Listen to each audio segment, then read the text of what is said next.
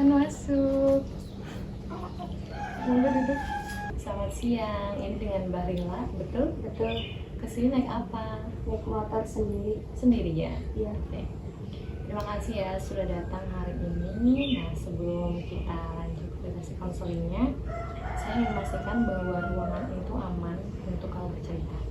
Nah, saya juga ingin mengasih tahu nih beberapa asas penting agar kamu itu merasa aman dan nyaman dalam proses konseling ini berlangsung. Yang pertama, ada asas kerahasiaan. Apa asas kerahasiaan? Itu adalah semua informasi yang kamu sampaikan di sini akan aman, ya. Jadi tidak akan ada yang tahu pihak manapun kecuali dalam kondisi tertentu yang berkaitan dengan keselamatan kamu dan orang lain. Yang kedua ini, konseling itu dilaksanakan berdasarkan asas kesukarelaan. Jadi kamu datang ke sini itu untuk mengikuti sesi konseling, tidak ada paksaan dari siapapun. Jadi hanya kamu ingin datang ke sini sendiri. Jadi tidak ada paksaan dari orang lain. Nah, yang selanjutnya ada asas keterbukaan. Jadi di mana proses konseling akan berjalan dengan baik apabila kamu bersedia terbuka sesuai dengan kenyamanan kamu. Dan saya juga berkomitmen untuk bersikap terbuka, jujur, dan tidak menghakimi dalam mendengarkan cerita kamu.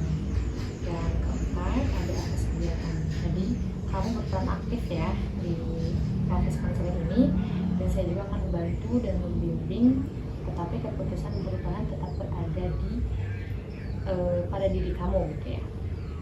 Yang kelima, dari sesi konseling ini tuh dilaksanakan dengan asas kenormatifan, yaitu tetap berdasarkan norma agama, sosial, dan etika yang berlaku.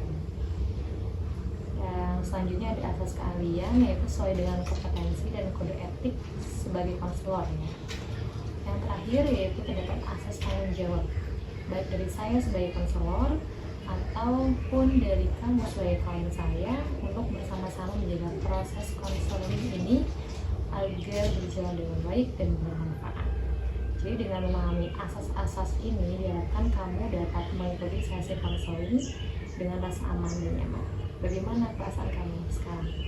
Agak gugup Bu, tapi juga lega karena akhirnya bisa cerita.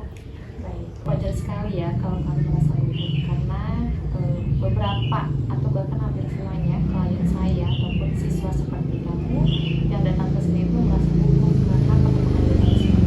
Jadi saya itu udah happy banget dan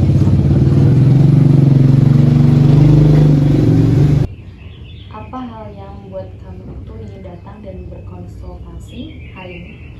Saya merasa terlalu kepikiran soal nilai Bu. Kalau nilai saya naik turun, pikiran saya jadi kacau gitu Bu. Baik, jadi perubahan nilai membuat kamu itu kepikiran terus dan sulit untuk tenang, betul begitu? Iya, rasanya nilai itu menentukan semuanya tentang saya. Oke. Jadi boleh kamu ceritakan apa yang biasanya kamu pikirkan saat melihat nilai-nilai kamu itu tidak sesuai dengan harapan kamu? Saya langsung mikir, saya nggak sepintar yang orang kira, atau saya bakal bikin orang tua kecewa. Sepertinya ada rasa takut dan kecewa ya yang cukup kuat ketika pikiran itu tuh muncul pikiran kamu, betul? Iya Bu, saya jadi cemas, bahkan sebelum ujian saya sudah takut duluan. Apa yang terjadi pada keseharian kamu ketika kecemasan itu muncul dalam pikiran kamu? Saya jadi susah tidur, belajar tapi nggak masuk, dan malah makin gak percaya diri di kelas. Kedengarannya sangat melelahkan ya. Misalnya menjalani hari-hari itu dengan rasa tekanan gitu ya.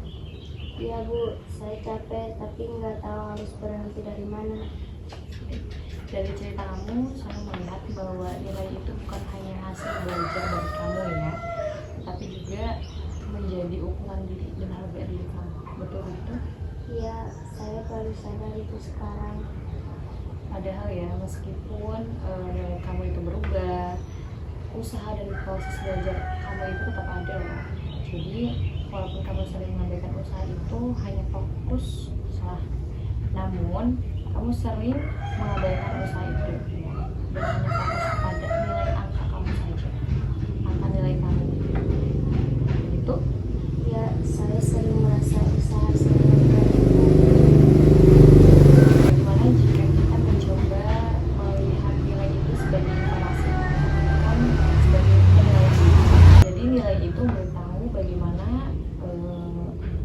bagaimana yang perlu diperbaiki. Jadi bukan menentukan siapa diri kamu seperti itu.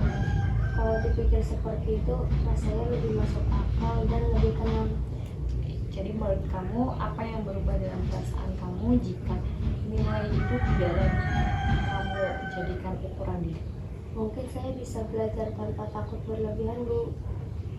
Oke, sekarang kita sudah memahami ya sumber overthinking kamu itu dari mana. Nah, saya ingin membantu kamu dengan beberapa langkah konkret yang bisa kamu lakukan agar pikiran kamu itu tidak terus berulang yang berlebihan gitu ya. Nah, yang pertama, saat nilai keluar dan muncul pikiran seperti aduh takut saya takut gagal nih, terus saya tidak cukup nih nilainya gitu. Jadi kamu harus coba menyadari dan menghentikan pikiran tersebut. Yang kedua, setelah menyadari pikiran negatif tersebut, kamu ganti nih dengan kalimat yang lebih realistis. Misalnya, nilai ini sesuai, tapi saya masih bisa belajar dan memperbaiki nilai saya.